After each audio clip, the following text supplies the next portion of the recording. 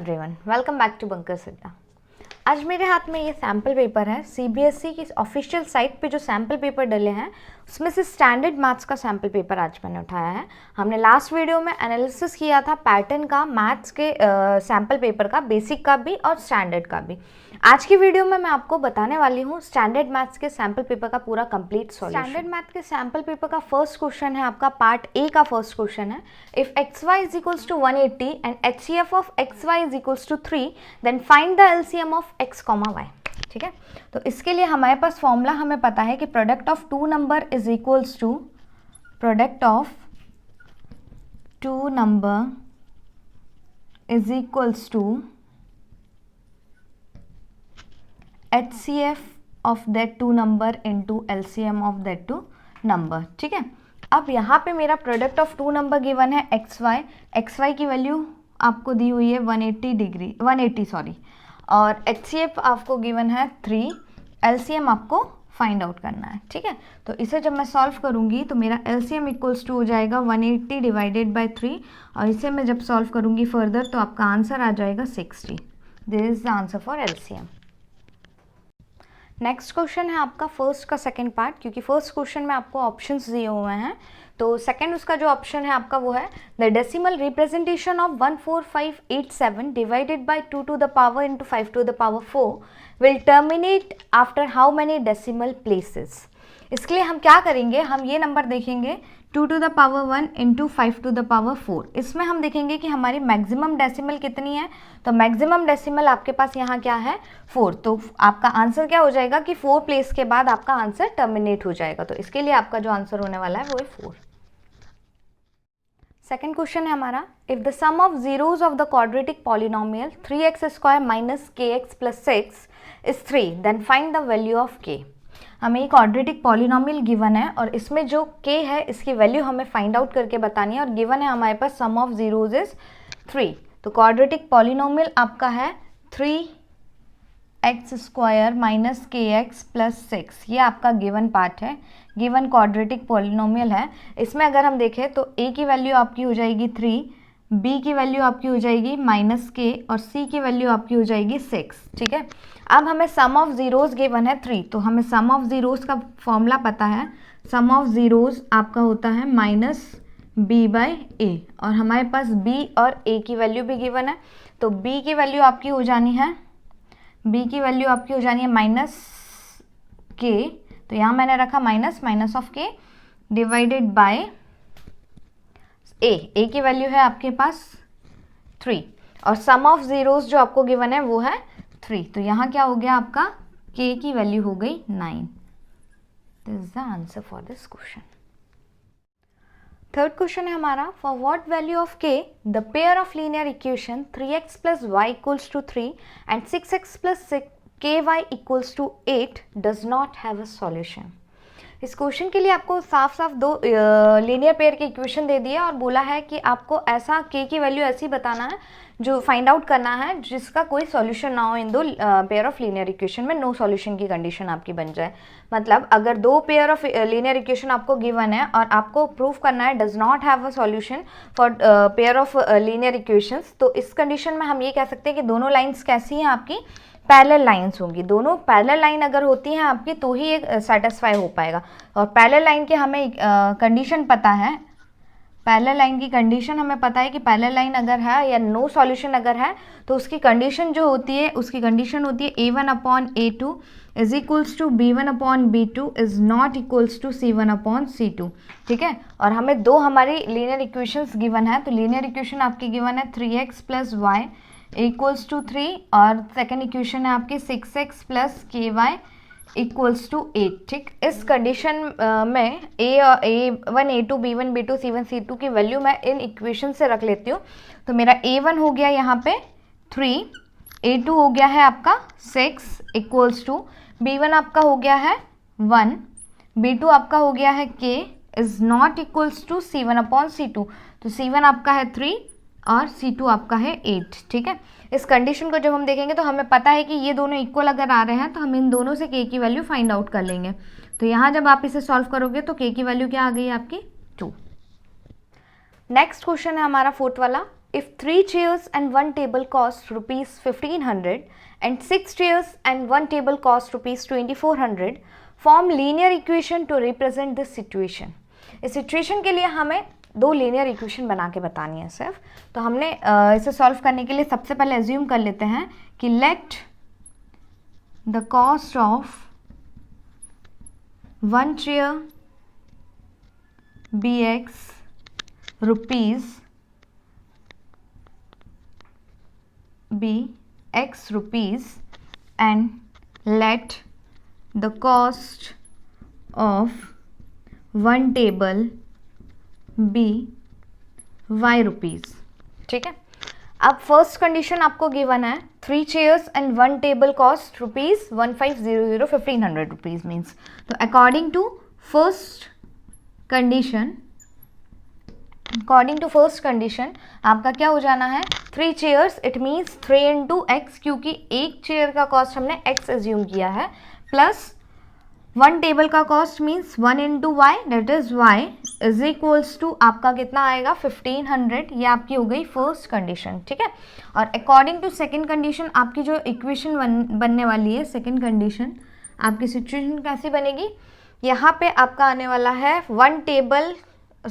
6 chairs and 1 table. 6 chairs means 6x and 1 table means y is equals to 2400. ये आपकी second equation या second condition के हिसाब से आपकी ये दो इक्वेशंस आ गए, दिस एंड दिस. ये हो गया आपका फोर्थ क्वेश्चन. फिफ्थ क्वेश्चन है हमारा which term of the AP 27, 24, 21 is 0. ये आपको AP दे रखा है एक अर्थमेटिक प्रोग्रेशन जिसमें आपको ये सीक्वेंस दिया है 27, 24, 21 और कौन सी टर्म जाके आपकी 0 होगी वो nth टर्म आपको फाइंड आउट करनी है. तो इसमें आपको जो गिवन पार्ट है इसमें आपको फर्स्ट टर्म पता है, first term that is a equals to 27.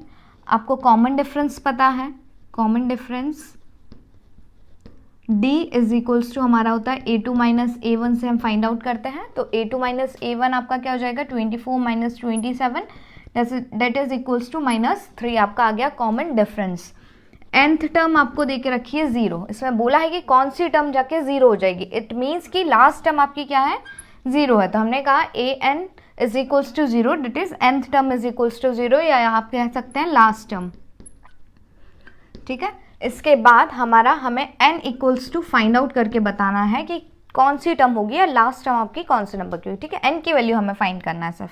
तो हमारा इसके लिए हमारे पास फॉर्मूला है an is equals to a plus n minus 1 d. ठीक है. सारी वैल्यूज हमें पता है. an की वैल्यू हमारे पास 0 है, a की वैल्यू हमारे पास 27 है, n माइनस 1 d की वैल्यू -3 है. ठीक है. तो ये हो गया हमारा 27 माइनस 3n माइनस 1. ठीक है. इसे मैं इस तरफ पास ऑन जब कर दूंगी तो ये हो जाएगा 3n minus 1 is equals to 0 plus में, है ना. तो वो तो मैंने इसीलिए नहीं लिखा, उसका कोई मतलब भी नहीं है लिखने से. तो 3n minus 1 is equals to 27. यहाँ n minus 1 is equals to आपका क्या हो जाएगा 27 डिवाइडेड बाई 3. इसे आप डिवाइड करोगे तो क्या आने वाला है आपका 9 और n इज इक्वल्स टू क्या आ जाएगा इससे n is equals to 9 plus 1 that is equals to 10th. तो वो 0 कौन सी टर्म होगी 10th टर्म जो होगी वो आपकी 0 होगी इसमें. फिफ्थ में हमें जो सेकंड पार्ट दिया हुआ है ऑप्शनल में वो है आपका in an arithmetic progression if d is equals to -4, n is equals to 7, an is equals to 4 then find a की वैल्यू हमें फाइंड आउट करके बतानी है और बाकी सारी वैल्यूज आपको गिवन है. तो इसके लिए हम कौन सा फॉर्मूला यूज़ करने वाले हैं क्योंकि an की वैल्यू हमें पता है. तो an is equals to a plus n minus 1 into D का फॉर्मूला हम लगाएंगे. हमें बाकी सारी वैल्यूज़ पता है सिर्फ a की वैल्यू छोड़ के. तो वैल्यूज़ मैं पुट कर देती हूँ इस फॉर्मूले के अंदर. तो हमारा an is equals to 4 given है, a आपको फाइंड आउट करना है, n की वैल्यू आपको 7 गिवन है, 7 माइनस 1, d की वैल्यू आपकी हो गई -4. ठीक है. तो इसे हम जब सॉल्व करेंगे तो आपका आएगा a माइनस ये हो गया 7 minus 1 6 into 4 24. a is equals to इस तरफ आपका आएगा 4 plus 24 that is equals to a equals to 28. ठीक है. नेक्स्ट 6th क्वेश्चन है हमारा for what value of k the equation 9x square plus 6kx plus 4 equals to 0 has equal roots. इसमें हमें k की वैल्यू फाइंड आउट करके बतानी है और इस इक्वेशन के इक्वल रूट्स हैं। तो हमें पता है कि for the condition of equal roots, therefore for equal roots जो हमारी कंडीशन होती है वो होती है d equals to 0, that is discriminant is equals to 0। और d क्या है आपका b square minus 4ac equals to 0। तो इस इक्वेशन में मैं देखूंगी कि वैल्यूज़ क्या क्या है मेरी a b c की। 9x square plus 6kx plus 4 equals to 0 है, तो a इक्वल्स टू 9 हो गया आपका, b इक्वल्स टू 6k हो गया और c इक्वल्स टू 4 हो गया इस इक्वेशन में आपका, है ना। तो मैंने इसमें पुट कर देना है सबकी वैल्यूज़। तो b की वैल्यू मैंने पुट की 6k whole square plus 4 into a की वैल्यू है आपकी 9, c की वैल्यू है आपकी 4 इक्वल्स टू 0, ठीक है। इसे जब हम सॉल्व करेंगे तो ये हो गया 36k square plus 4 into 9 into 4 is equals to 144 equals to 0। Then 36k square is equals to minus 144, sorry minus 144 is नहीं आने वाला है हमारा, ये आपका आएगा प्लस, क्योंकि यहाँ मैंने गलती से आपका प्लस साइन लगा दिया था, ठीक है। तो ये आ गया आपका प्लस 144, ठीक है, प्लस 144। इसे हम फर्दर सॉल्व करेंगे तो ये हो गया आपका k square is equals to 144 divided by 36। इसे जब हम सॉल्व करेंगे तो आपका आ जाएगा 4, ठीक है। तो k स्क्वायर की वैल्यू आपकी आ गई है 4, k स्क्वायर की वैल्यू आपके पास 4 है, तो k इक्वल्स टू हो जाएगा आपका plus minus under root 4, that is equals to k is equals to plus minus 2। ये हो गई आपकी k की वैल्यू। 7th क्वेश्चन है हमारा, find the roots of the equation x square plus 7x plus 10 equals to 0। इस question को आप दोनों मेथड से कर सकते हैं, आपके क्वाड्रेटिक फॉर्मूले से भी और स्प्लिटिंग टर्म मेथड से भी। तो हम स्प्लिटिंग टर्म मेथड से करेंगे, ज़्यादा इजी पड़ेगा। X square plus 7x plus 10 equals to 0। तो इसमें हम 10 को 10 इंटू 1 10 आने वाला है और 10 को हम स्प्लिट करेंगे दो टर्म्स में, तो हमारा दोनों टर्म क्या हो जाएगी, एक आपका 5 और एक 2 हो जाएगी। 5 इंटू 2 इज 10, तो यहाँ मैंने लिख दिया 5x प्लस 2x, इन दोनों का सम करके 7x बन रहा है आपका, प्लस 10 इक्वल्स टू 0। कॉमन निकाल लेती हूँ x इसमें से, तो x प्लस 5 प्लस इसमें से कॉमन निकला 2 x plus 5 that is equals to 0। x plus 2 into x plus 5 equals to 0। x equals to 2 आ जाना है जब हम इसे लेंगे, और x इक्वल्स टू और x is equals to x equals to minus 2 आ जाना है जब इससे देखेंगे, और x इक्वल्स टू माइनस 5 आ जाना है जब हम इसे कंपेयर करेंगे 0 से। तो आपके दोनों जो रूट्स हो जाएंगे वो हो जाएंगे, x की जो दोनों रूट्स हो जाएंगे वो हो गए -2 और -5। नेक्स्ट जो आपका क्वेश्चन है वो ऑप्शनल है, 7th में सेकंड वाला क्वेश्चन है। 7th क्वेश्चन में आपको ऑप्शंस गिवन है। तो ये आपका क्वेश्चन है, for what value of a quadratic equation 3ax square minus 6x plus 1 equals to 0 has no real roots. ठीक है, तो आपको पता है कि नो रियल रूट की कंडीशन क्या होती है। नो रियल रूट अगर आपको गिवन है, नो रियल रूट्स की कंडीशन आपकी होती है d इज लेस देन 0। ठीक, d का आपका डिस्क्रिमिनेंट का फॉर्मूला है b स्क्वायर माइनस 4ac, तो d की जगह पे हम लिख देंगे b square minus 4ac is less than equals two is less then 0। इस इक्वेशन में हम देखेंगे हमारी a और b और c की वैल्यू। तो आपकी इक्वेशन है ax square minus 6x plus 1 equals to 0। तो इस इक्वेशन में a की वैल्यू है आपके पास 3a, b की वैल्यू है आपके पास -6 और c की वैल्यू आपके पास है 1। ठीक है, इसमें मैं पुट कर देती हूँ वैल्यूज़। तो ये हो गया आपका -6 का होल स्क्वायर -4 इंटू ए की वैल्यू है आपके पास 3a इंटू सी की वैल्यू है 1 इज लेस देन 0। इसे सॉल्व किया तो 6 6 36 माइनस माइनस प्लस हो जाएगा आपका, 4 3 12 a इज लेस देन 0। फिर फर्दर सॉल्व करेंगे तो आपका जो आएगा 36 इज लेस देन 12a।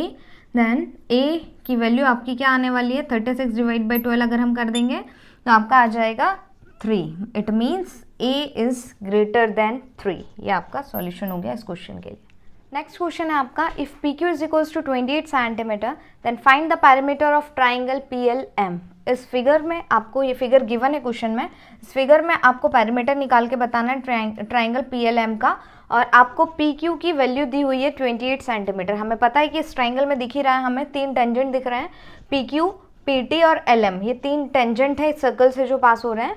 तो हमें मालूम है हमारा PQ गिवन है, जब PQ is equals to 28 centimetre, और आपकी थ्योरम 10.3 स्टेट करती है, अकॉर्डिंग टू थ्योरम 10.3 हमें ये मालूम है कि अगर कोई दो टेंजेंट एक आउटसाइड एक एक्सटर्नल पॉइंट से अगर पास होके आते हैं सेम सर्कल के ऊपर, तो आपका दोनों टेंजेंट की लेंथ आपकी सेम होती है। इट मीन्स पी क्यू और पी टी आपके इक्वल होंगे, ठीक है। तो P Q equals to P T हो जाएगा आपका। तो पी क्यू की वैल्यू 28 है, तो पी टी भी आपका 28 हो जाएगा, ठीक है। अब हमें फाइंड आउट करना है पेरीमीटर ऑफ ट्राइंगल PLM। इससे पहले आपको PQ equals to PT given है, तो PQ इक्वल्स टू PT में हम PQ को लिख सकते हैं। PQ मेरा है PL plus LQ, PL plus LQ, और PT आपका हो गया PM plus MT, PM plus MT, ठीक है। अब यहाँ पे मैं लिख सकती हूँ मेरा इस वाले एक्सटर्नल पॉइंट के लिए जब मैं थ्योरम देखूंगी, तो इस थ्योरम से हमारा क्या हो रहा है कि जो LQ है वो LN के बराबर हो रहा है, since LQ is equals to LN, और MT जो है वो NM के बराबर हो रहा है, NM is equals to MT, ठीक है। तो यहाँ पे मैं लिख लेती हूँ PL प्लस LQ मेरा किसके बराबर है, LN के बराबर है, और PM आपका PM तो वैसा ही रहना है, MT जो है MT आपका NM के बराबर हो जाना है, ठीक है। तो इसे हम सॉल्व करेंगे तो हमारा PL प्लस LN आपका क्या हो गया, PL plus LN is equals to PM plus NM, ठीक है। अब इसके बाद ये हमारी कंडीशन फर्स्ट हो गई। अब हम देखेंगे इन ट्राइंगल PLM पैरामीटर क्या हो जाएगा आपका, PL plus LM plus PM is equals to आपको फाइंड करना है, ठीक है। इज इक्वल्स टू हम कह सकते हैं हमारा क्या है, पैरामीटर हो जाएगा ये, ठीक है, पैरामीटर। तो यहाँ पे आपका PL आपको plus LM, PL plus LN आपका है PM प्लस NM के बराबर। अब हमें पता है कि हमारा जो LM है वो LN प्लस NM है, तो मैं LM की जगह पे क्या लिख दूँ, PL प्लस LM की जगह पे मैंने लिख दिया LN plus NM plus PM is equals to parameter, ठीक है, पैरीमीटर, ठीक है। अब नेक्स्ट आपका हो जाना है PL प्लस LN और आपका है PN प्लस PM, तो ये दोनों इक्वल है। इट मीन्स अगर मैं किसी एक की जगह पे यही लिख दूँ, अगर NM प्लस PM की जगह पे भी PL प्लस LN लिख दूंगी, तो ये भी आपका क्या हो जाना है, 2PL plus LN is equals to parameter, ठीक है। नेक्स्ट हमारा क्या हो जाना है, पैरामीटर नेक्स्ट हमें पता है कि हमारा जो LN है वो हमारा LQ के बराबर है, तो यहाँ मैं लिख दूंगी PL प्लस LQ, LN की जगह पे मैंने लिख दिया LQ is equals to parameter, ठीक है। अब आपका हमें पता है PL प्लस LQ क्या है, PL plus LQ is equals to PQ, और PQ की वैल्यू हमें पता है, गिवन है।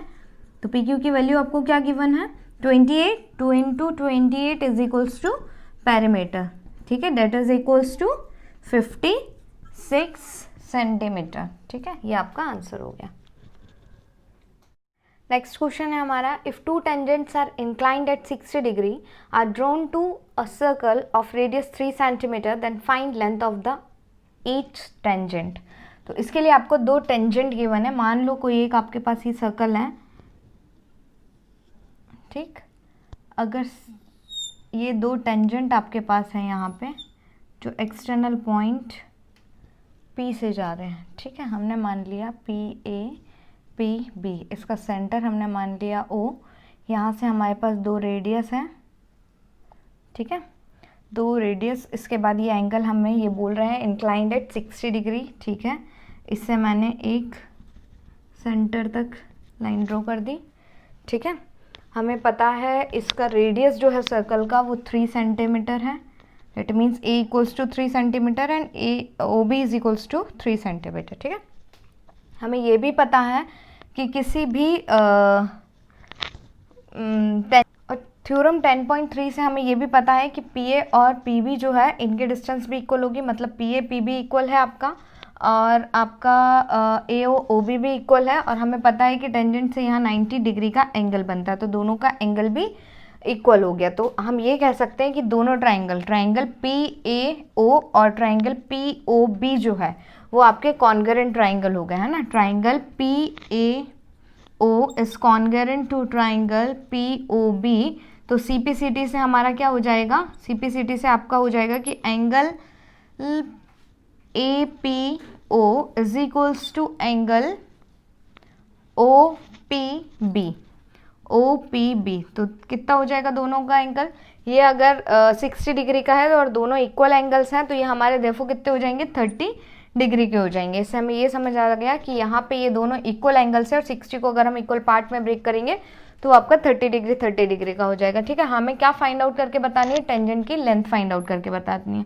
तो हमें ये 30 डिग्री पता है, हमें ये मालूम है कि हमारा ये एंगल है, एंगल के साथ जो हमारा एडजेसेंट साइड होता है वो हमारा क्या हो जाता है, बेस हो जाता है। और ये वाला जो साइड है हमें पता है ये हाइपोटेनस है, और ये सामने वाला साइड, इसके एंगल के जस्ट सामने वाला साइड आपका परपेंडिकुलर है ना। अगर ये हम लगाएं इसमें तो हमें पता है कि क्या फाइंड आउट करना है, हमें हमारे टेंजेंट की लेंथ पता करना है ना।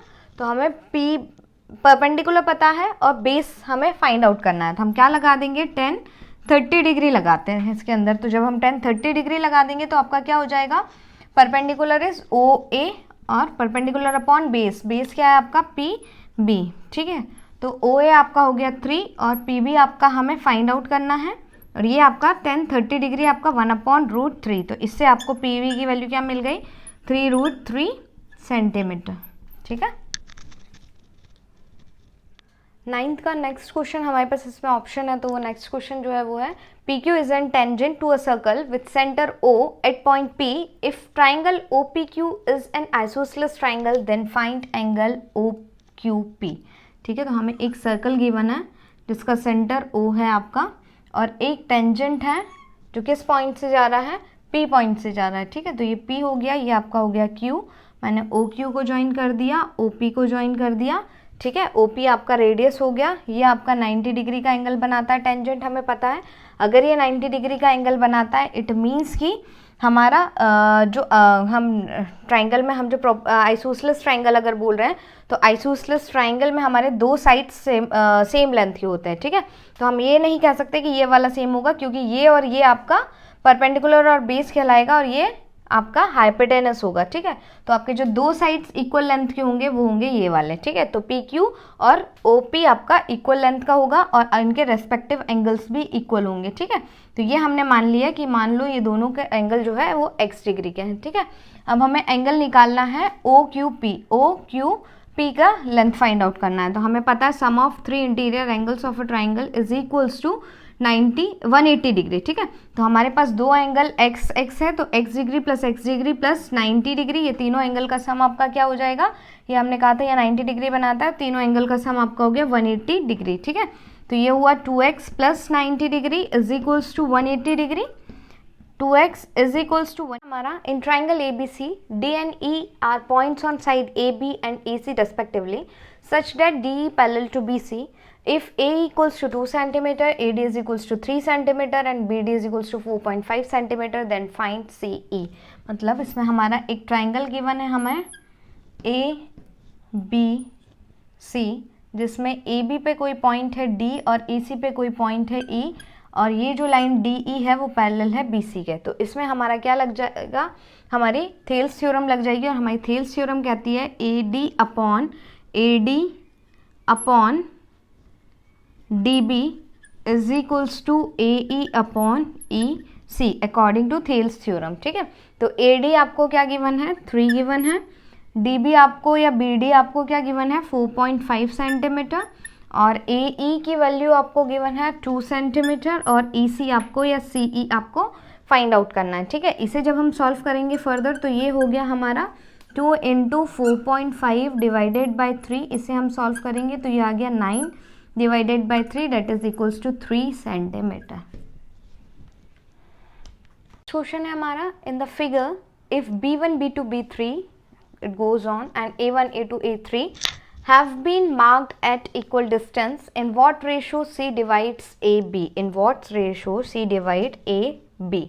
ठीक है, तो इसे हमें देखने के लिए हम क्या करेंगे, हम C से परपेंडिकुलर डालेंगे A5 तक। ठीक है, A5 तक हम इसका परपेंडिकुलर डालेंगे तो हमारा यहाँ रेशो क्या बन जाएगा आपका 1 2 3 4 5 6 7 8 है, sorry 8 is to that is 1 2 3 4 5 8:5 का रेशियो हो जाएगा आपका। क्वेश्चन है हमारा sine A plus cos B equals to 1, tan equals to 30 degree and B is an acute angle, find the value of B. B की वैल्यू फाइंड आउट करके बतानी है। इसमें हमें गिवन है sine A plus cos B equals to 1 और ए की जो वैल्यू दी है वो आपको 30 डिग्री दी है। तो sine 30 degree plus cos B equals to 1 हो गया आपका। साइन 30 डिग्री आपको पता है वैल्यू क्या होती है 1/2 plus cos B equals to 1, ये हो गया आपका कॉस बी इक्वल्स टू 1 माइनस 1/2 that is equals to 1/2 cos B. तो ये किसकी वैल्यू हो जाएगी कॉस बी में, यहाँ आपकी ये जो वैल्यू हो जानी है cos B equals to cos 60 degree की वैल्यू हो जानी है। अगर हम 1/2 को कॉस की वैल्यूज़ में देखें, एंगल्स की वैल्यू में, स्पेसिफिक एंगल्स की वैल्यूज़ में, तो ये कॉस 60 डिग्री की वैल्यू हो जानी है। कॉस कॉस आपका सेम आ गया, कंपेयर करेंगे तो बी इक्वल्स टू आपका 60 डिग्री आ गया है। ये आपका आंसर हो गया। क्वेश्चन है आपका if x is equals to 2 sine square theta and y is equals to 2 cos square theta plus 1 then find the value of x plus Y. ठीक है, हमें फाइंड करना है वैल्यू x प्लस वाई की। x की value आपको given है 2 sine square theta plus 2 cos square theta minus 1 sorry plus 1। यहाँ पे आपका 2 कॉमन अगर हम निकाल लेते हैं तो आपका अंदर बच जाएगा sine square theta plus cos square theta plus 1। ठीक है, हमें पता है sine square theta plus cos square theta equals to 1 होता है, हमारा आइडेंटिटी है ये।